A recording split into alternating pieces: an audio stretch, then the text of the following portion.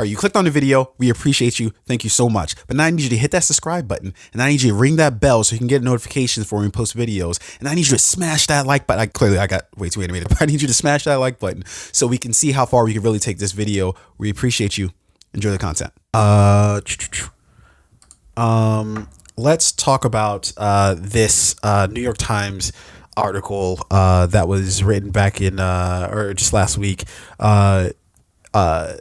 that they talk about the not just the best films, although they do have their own individual sort of favorite films of the decade, but the what I think may be more relevant to us all is the most influential, right? So they're not saying that by their own by their own sort of like understanding, like, is this the best film or not?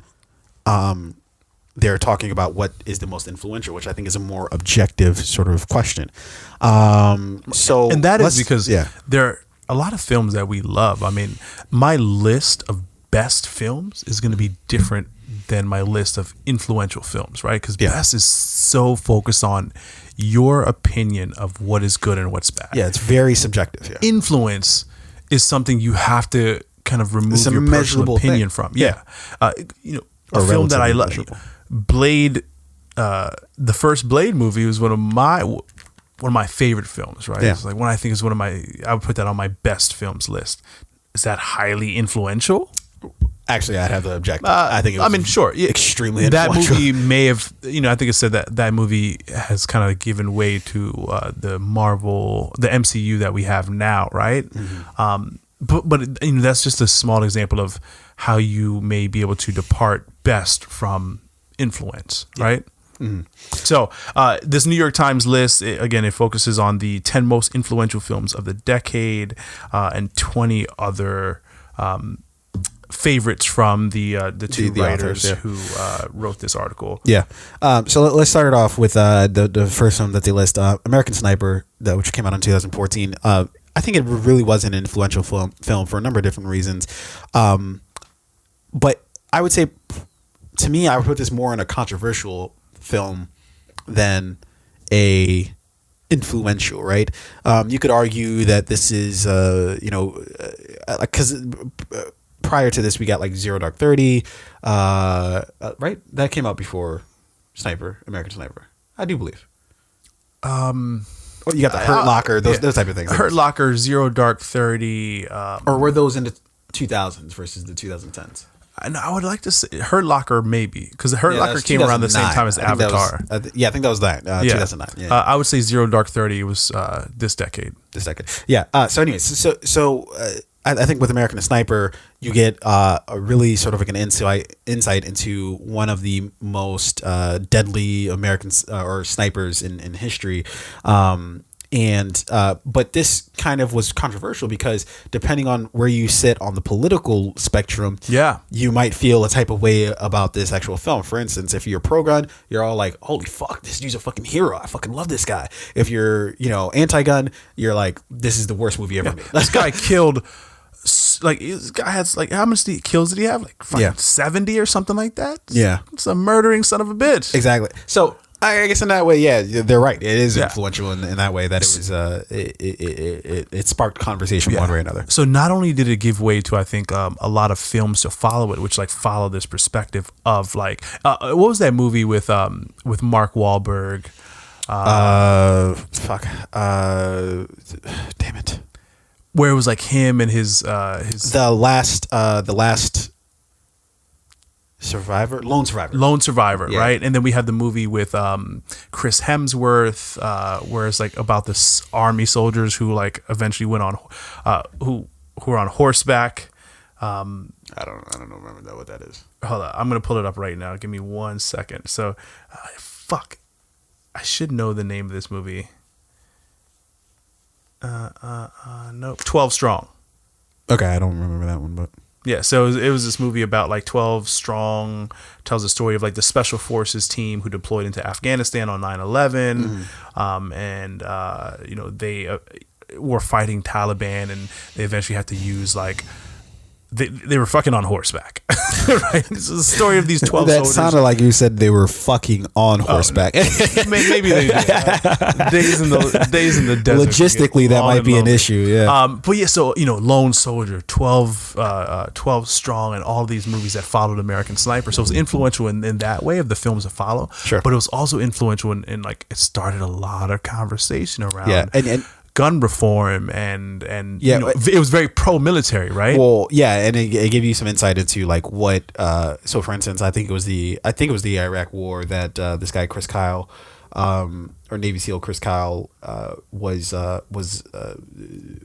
he was in, that he sort of made this name for himself. But it got you like it provided some sort of deeper insight into like the mind frame from those type of people, who would go through this, because there were definitely times in the movie where you're like, oh shit, like he's dealing with some pretty, and how could you not, right? Like, and I think it's a pretty common thing, right? Like to know, like you get movies like Jarhead where you get this sort of insight, very different film, which then was influential in a way of that it opened up the conversation to talk about like mental health in the military, right? These American heroes that we love them and we cheer them for their valor in battle and in war, right? And then when they come home, we just don't give a fuck. We don't even care about their, like what they're experiencing mentally from what they have to deal with at war. So now I felt like after this movie, if I was in the military, if I was a soldier, you'd probably be more comfortable talking about your mental health, right? Because it's not seen anymore as like,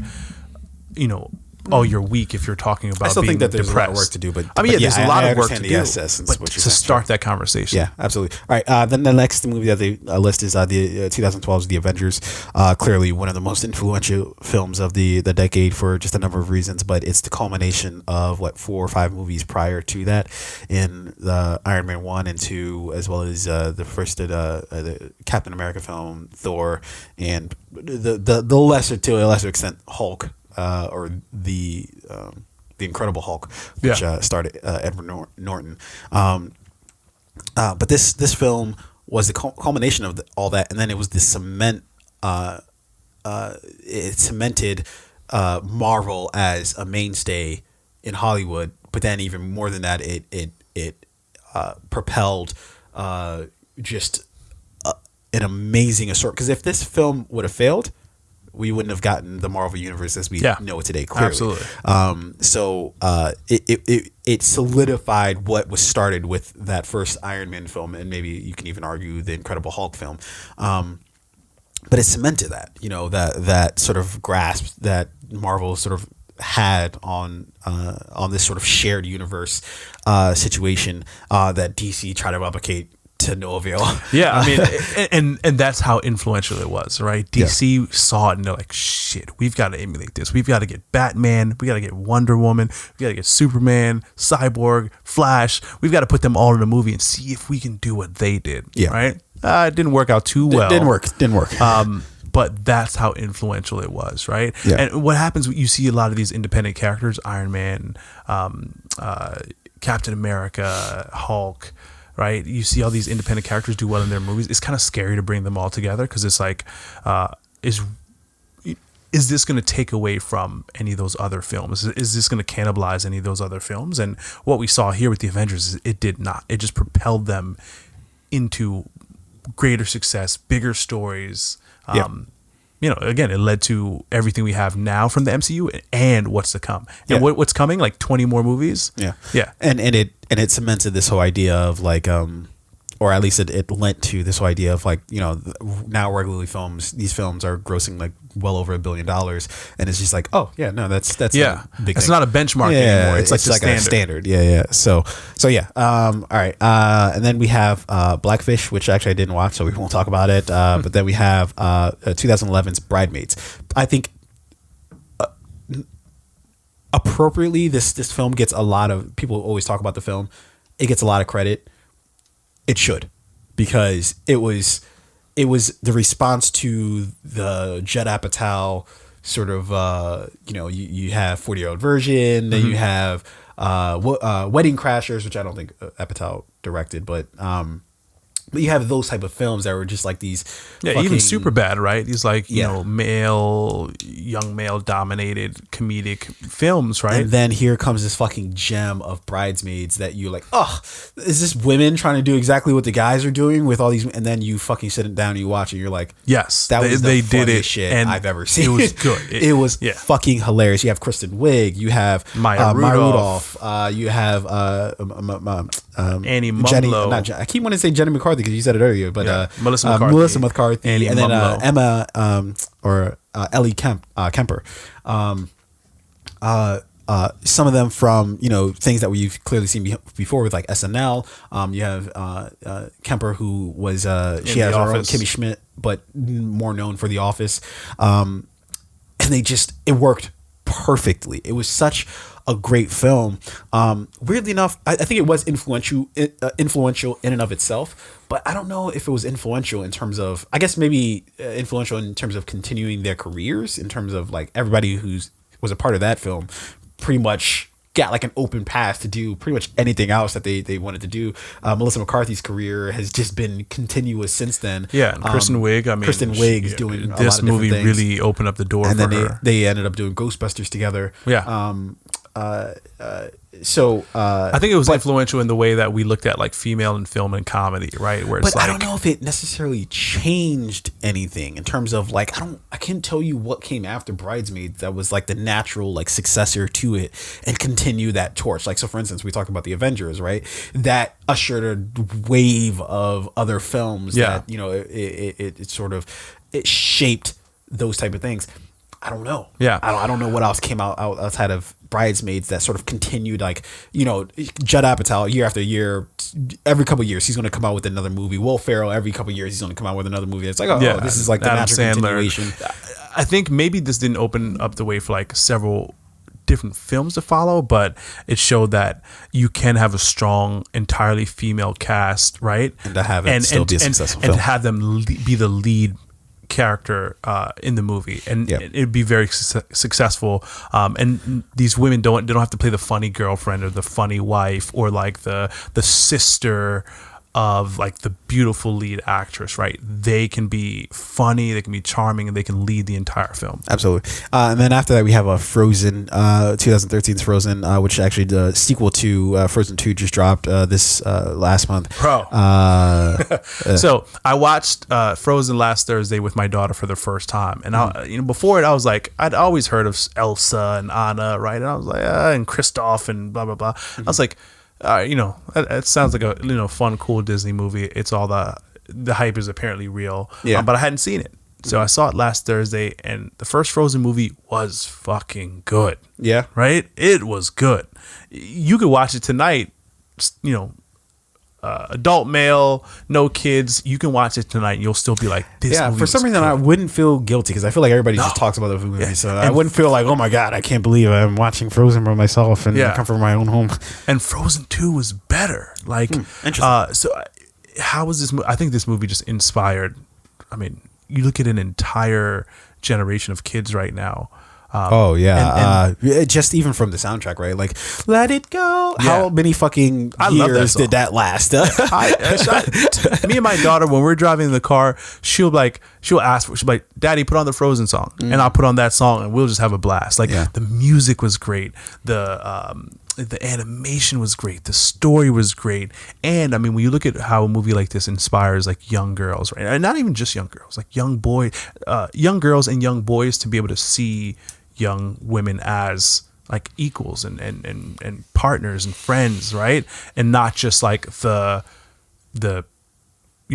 prince or the princess to the prince, right? Or the queen who's rescued by the king. Princess to Mario, right? Like, so for instance, like, I was watching something the other day and I saw like something about like Mario and how like Mario's goal is always to like save princess, and it's really this antiquated sort of like trope or storyline of like Mario has to come in his goofy fucking hat and shit and come and save the princess, and it's like, this is fucking tired, and it's always dude. the helpless princess or the helpless, she can't do anything. She's got King Koopa who's on her ass, and it's just like this is boring. Like and in Frozen, Elsa is clearly, she is the leader, the top motherfucker, right? Like, so I mean, when you look at how other films it may have inspired, sure, but like an entire generation of young children, young minds, that's who it's influential upon. And then we get 2017's Get Out, which was clearly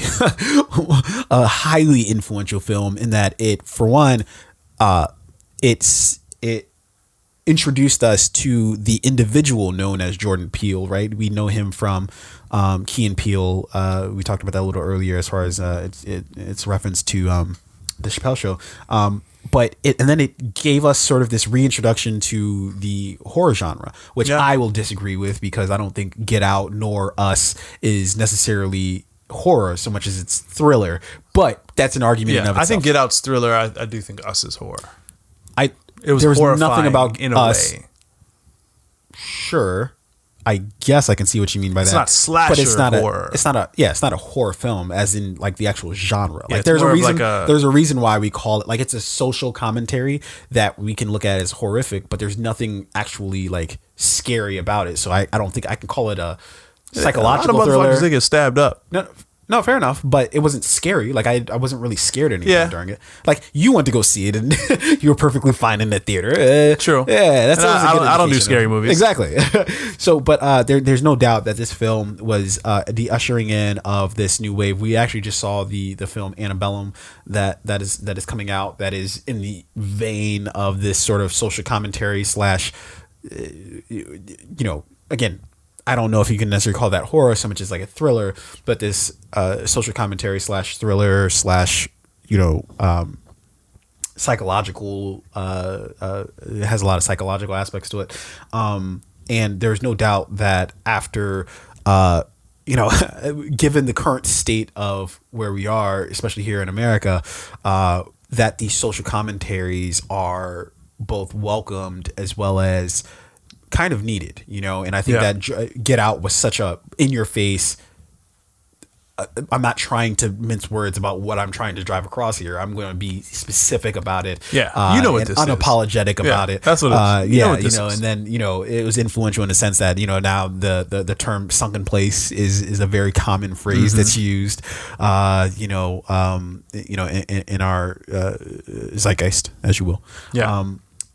So I gotta give my hat off to Jordan Peele. No matter how I might feel about Get Out or Us, there's just no denying its influence over I would definitely culture. Put that on this list for sure. Absolutely.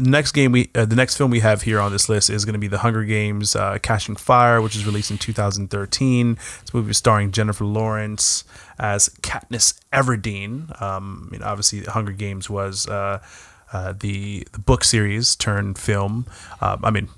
A slew of great actors and actresses are featured in these Hunger Games films.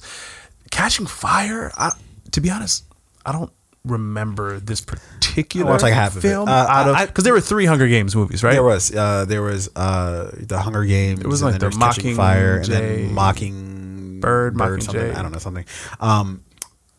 This was, but although what I would say is this was highly influential in terms of it was sort of the height, I think, of this YA series.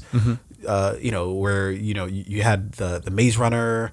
I think it was another film. You had not the one with Jennifer Lawrence, but with oh man, what's her name? I know who you're talking about. It was Shailene Woodley. Yes, it was the Divergent series. Yes. So you have that too, but Hunger Games was sort of the height of all that, right? It was the creme de la creme. Movies. Huh? Damn, I hated those movies. Divergent. Yeah, it wasn't. Insurgent, I'm not gonna lie. The first one, the first one was actually pretty good. The first Divergent. That's what it's called, right? Yeah, I think so. The first Divergent movie was actually pretty good. It was okay. Everything that followed was shit. Yeah, it was pretty hard to stomach. Yeah. But the Hunger Games seemed like it held it pretty well.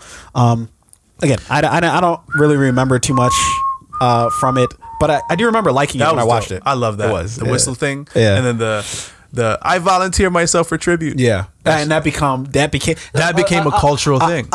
A common thing with a lot of these movies is that they start cultural trends. Like, the whistle was like, you hear that whistle, and it's very specific. You know exactly where it's from. Absolutely. Okay, so moving on here, we have Moonlight, which was a film from Barry Jenkins, his first sort of like main, his first well-known feature film. I think he had a feature film before that, but this is his first one. That was like his coming out party.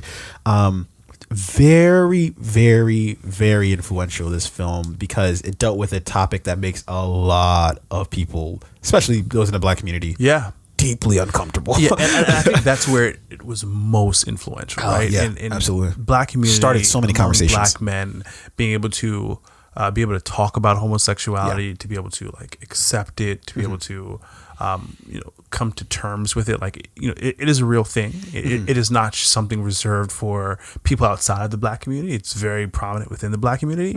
And it does not, like what we saw in the main character in Moonlight was, a homosexual Black male who is not, the what you would categorize as like a prototypical, like this is somebody who's like really effeminate or whatever. Like, no, he's like this big, the elaborate and flashy and the over the top, gay Black man, right? He is not that. He's as masculine as any guy you would walk past as you're walking down the street, but he happened to be homosexual.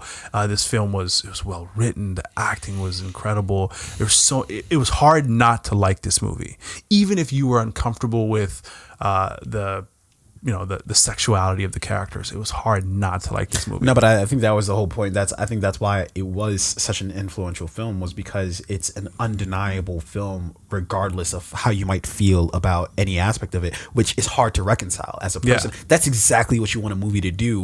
You want it to, even if you feel uncomfortable with the subject matter, you're conflicted, because it's like, fuck, this thing I feel uncomfortable with, but I identify with this dude. Like, I get him. Like, I get his motivations. And it forces you to think about things in a different way than you might automatically think about it in. And that's what this film did. Not to mention, it was a fucking gorgeous movie. Like, the aesthetics of the movie were simply and we got a lot of great movies that year, man. I remember back in 2016, that was when I was around the time that I was starting to think about talking about, starting up the podcast. And I just remember looking at the Oscar films that year, thinking about like what to talk about, what to watch, yada, yada, in order for me to have like dialogues.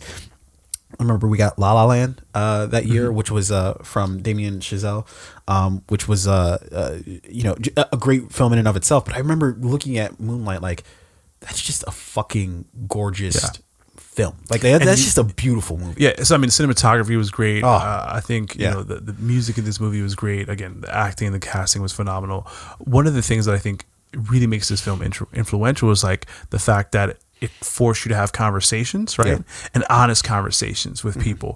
Brokeback Mountain was a movie that like made people have conversations, but it was at a time in which people could still reserve your personal feelings about the film, right? Like, I know a lot of people who would be like, man, I ain't watching no Brokeback Mountain. I'm not watching that gay movie, right? It was. You bring up actually a really good point. But that was is different than Moonlight. That movie came out during a point in time in which, like, maybe you can still have those reservations about a movie if it didn't, if you weren't comfortable with it, right? Whereas now we're a bit further ahead, right? And a movie like Moonlight comes out where it's like, no, this movie's just good, right? And if you were to tell me, I'm not watching that movie, it's about gay people, right? It's about like a gay man, and I don't feel now I get to openly kind of look at you and question you, like, wait, why are you uncomfortable with this thing that's very real? And I think that is a part of it. I think that speaks to what I was just talking about a moment ago of like,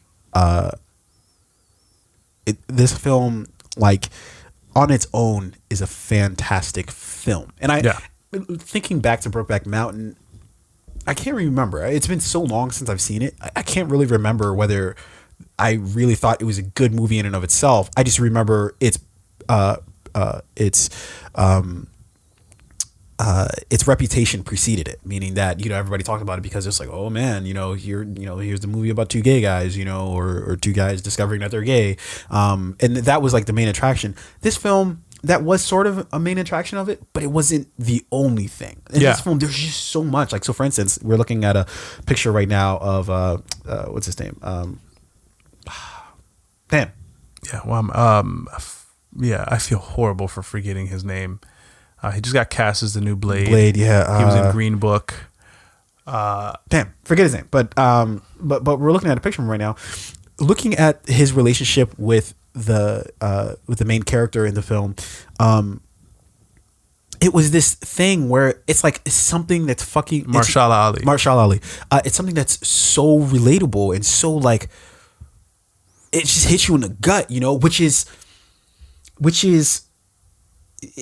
that takes it beyond just this movie of being about somebody who's gay. It's somebody who you're seeing their journey and you're identifying with it, which I don't. That's sort of what happened with Brokeback Mountain, but I think in this film, Barry Jenkins was very specific in that he wasn't just telling the story about somebody who was gay. He was telling a story about a person. Yeah, which I think, and their sexuality was, you know, it was just a part of who they were. Yeah. But the story was about and the discovery of who they were. Yeah. But the discovery of who they were wasn't simply just wrapped up in him being gay. It was the discovery of him just as a person overall. Yeah. You know, and again, I think this movie came out during a great time in which like you can have these open conversations where Brokeback Mountain was kind of like constrained by the time, right? Sure. Where it's like people were still very much like, oh, I'm not watching a movie about gay people. Yeah. And it's like people were still accepting of that. Now, if you were to say that today, oh, I'm not watching a movie about gay people, people would be like, yeah, what the fuck is wrong with you? Wrong with you? But then also quickly too, like a huge shout out to this film because it was another low budget film that did amazing. I think it was on a $4 million budget, unless I'm remembering that incorrectly. And I think it had a pretty decent haul from the box office. So it was just that's another aspect to it is that this was a really sort of small film that blew up and got a lot of conversation started that was pretty amazing. Then you have Okja. I don't even know if I'm pronouncing it. I'm sure so this one I didn't see. So I haven't seen it yet. It's on Netflix. I've been meaning to fucking see it, but I've heard and it's from Bong Joon-ho. I just watched Parasite at the Charles Theater. Shout out to Charles Theater. They've always got great things playing there.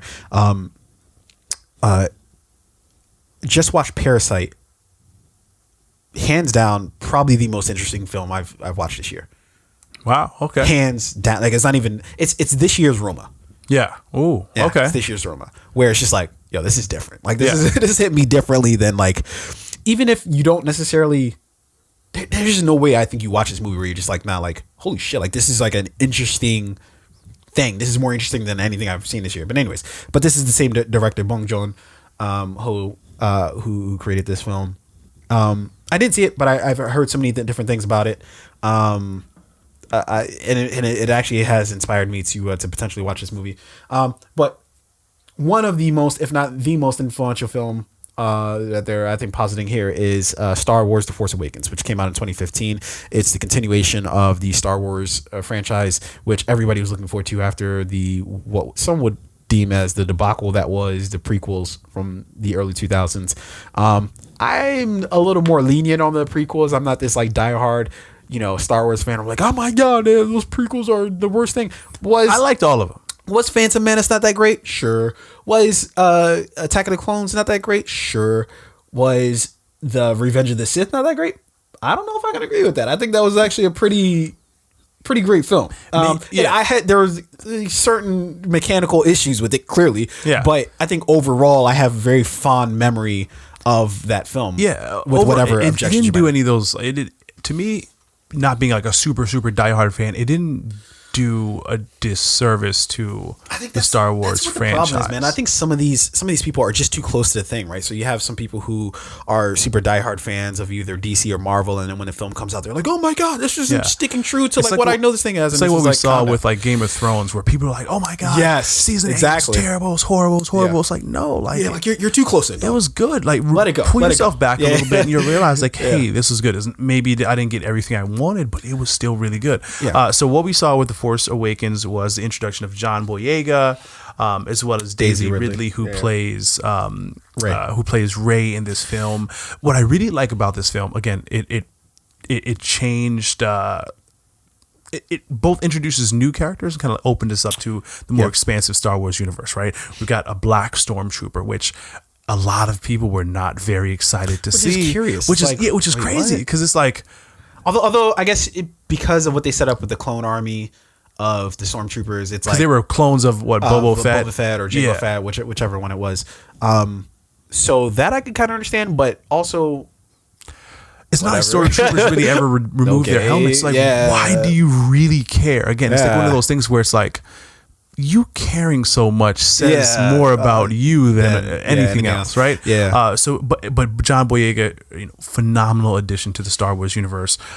Daisy Ridley, I think her character as Rey really opened up the doors for what we saw with like Tomb Raider, right? And a lot of these like female-led action movies to come, where it's like, female superheroes or actresses, or don't have to be in a leotard and like skin tight and look, outfits in order to lead a movie and to still be great. Like, she at no point in this movie even showed any more of her skin than her like arms and shoulders, but that did not matter. She was phenomenal as Rey in Star Wars Force Awakens. No, and I think that there are people who actually like hate that, right? Like, there are people who are like, oh my god, I can't believe they would have a woman at the center of the Star Wars universe. This isn't what we know it as. This is too PC. This is too people trying to make everything more inclusive or whatever the case is, and they're missing the fact that Rey was a complete. We're gonna get the last film, this December 20th. She's a badass, dude. Yeah. Like, she's a badass, and if you find yourself like, oh my god, I can't believe they would do this, or like whatever the case is, like, you're right. Like, you genuinely have to like take a second to like think about that. Yeah. Like, what is so integral to Star Wars that you're like, and because you like, are you just used to the Princess Leia, which is like, oh, all she can do is just pull a gun out every now and then, and and she needs to constantly be rescued. Yeah, like, it's like, come on, like, dude, like yeah, I just don't get it, dude. I really don't fucking understand all these objections that people have, and I guess it's just like anything else, right? Like, if you see yourself doing the thing so many times, like, so for instance, like, you see Mark Hamill and you're like, oh, I'm white and I'm a guy. Oh yeah, that makes sense. Yeah. Okay, just continue that. And then, but you perpetuate that. Then when that changes, you're like, whoa, what are we doing here? This isn't the thing that I know. And it's just like, well, that's the fucking point. Yeah, you're right. Like, the reason why it matters to you is the reason why it matters to everybody else, and somehow you don't fucking understand that. Like, what I think what I think happens all too often is like the people around other people who are like living in the past don't check them, right? So what I mean when I say that is, like, let's say I'm sitting in a room full of my friends, right? And we're talking about a film like Star Wars: The Force Awakens, and one of my friends says, I don't know if I like her as the lead of this movie. I don't know if like a woman leading this film makes sense to me, right? Yeah, I'm gonna be like, got a question that. I'm gonna be like, yeah. What the fuck are you talking about? Like, why does that bother you? Why does that make you uncomfortable? Right? Shout out to Fabe. If you're wondering why all these women are at the head of their profession, you're like, this looks suspicious to me. Four women rise to the head of their respective fields of study. But no, not a knock on Fabe. I mean, but again, I think like these conversations need to be had, right? And I think that conversation we had was a great conversation, and I feel like it needs to happen more often. Whereas if someone watches Moonlight, they're like, I don't know if I want to watch this movie about these gay dudes. It's like, why does that? If you're secure with your sexuality, why does watching a good movie that has a little bit of it make you uncomfortable? Why does a female actress leading a Star Wars franchise or film make you uncomfortable? Right? You got to start to check that shit when you see it. You can't just sit back and say, oh, okay, yeah. There is this idea though that like, okay, like they just put things in places in order to capitalize on that, right? So for instance, like when I look at this Batwoman series on the CW, there's just so much about it that I'm just like, you guys are just pandering to a particular audience. Like, you're foregoing the actual story, you're foregoing the thing being good in favor of, we're just going to say a bunch of buzzwords and people will be like, yeah, I know I'm about that thing. There is a such thing as that, but that I don't think that's what they were even remotely doing with Star Wars. In fact, I think, and so what that leads me to as well is just like Star Wars, The Force Awakens cemented J.J. Abrams as a bona fide hit maker, meaning that he went back to two of the most popular franchises in the history of both cinema as well as TV and knocked them the fuck out of the park. Yeah, he can do whatever he wants. Yeah, what are you going to say to J.J. Abrams? I don't care what he does, just fucking do it. Yeah, what are you going to say to J.J. Abrams? Like, the guy's body of work speaks for itself. Yeah, right? He has what we call BDE. Big dick energy is what J.J. Abrams has. I was wondering where you were going with that. I was like, what? He has BDE out the ass because need some antibiotics for that. Okay, but he, like, you know what I mean? Like, what are you going to tell the dude? You know, he went back to the Star Trek franchise, knocked it the fuck out of the park. He went to the Star Wars franchise, knocked it the fuck out of the park. If he's associated with the fucking Superman film, let him fucking do it. Don't you just cut him the check and move the fuck out of his way? Like, what are you gonna do with it? You know? Yeah. So there are a few other films on this. I want to talk about one more, and then we have a big press play coming up in just a moment. Sure. So again, a few of the other movies on this top 10 list were Boyhood, which came out in 2014. Well, now we're getting into their individual list of their favorites. So we're getting into those are the favorites. Yep. Dargis's. You are right. So favorites. The last movie on this list I want to discuss, just because we had a brief discussion about this one prior to kicking off the podcast, is Mad Max Fury Road, which came out in 2015. Yeah. So this is George Miller directed this film. It starred Charlize Theron. It starred Tom Hardy. Mm-hmm. To be honest, I didn't like this movie at all. Visually, it was stunning. Costume design, makeup, the set design, cinematography, all of it was stunning. Yeah. Right? Mm-hmm. I just didn't think it was a good movie at all. Like, I watched it, I was reluctant to watch it. When I watched it, I was not in any way wowed. I'll never watch it again. So I'm kind of surprised to see, and this movie has made several top 10 lists, whether it's like Vanity Fair, New York Times, Washington Post, the New Yorker, film websites across the board. This film is like one of the ones they say is the most influential of the decade. Mm-hmm. I don't get it. Yeah, I think enlighten me. Very easily tell you why. So George Miller, after years of I don't know, and I'd have to look up his IMDb to see like exactly like what he's done over the course of years in between the last incarnation of Mad Max, the Mel Gibson years, and this new one. But what he was able to do with this film was tell a pretty unique story that was both visually striking as well as coherent, even though it was extremely incoherent. Like, if any of that makes any sense. So he was able to take this thing that Mad Max as a character, I've never really understood the movies. Like, I get it in a way, but also I don't get it. Like, it's just a movie about a dude in what seems like post-apocalyptic wastelands, roaming around. I'm not sure what the goal is. I'm not sure why this is important, yada yada. But what he was able to do with this film was to put it into a context that actually made a lot of sense. And what he did was clever, right? So you have Tom Hardy, who's playing Mad Max himself, but really the star of this film is Charlize Theron. With her character, and I forget what her character's name, but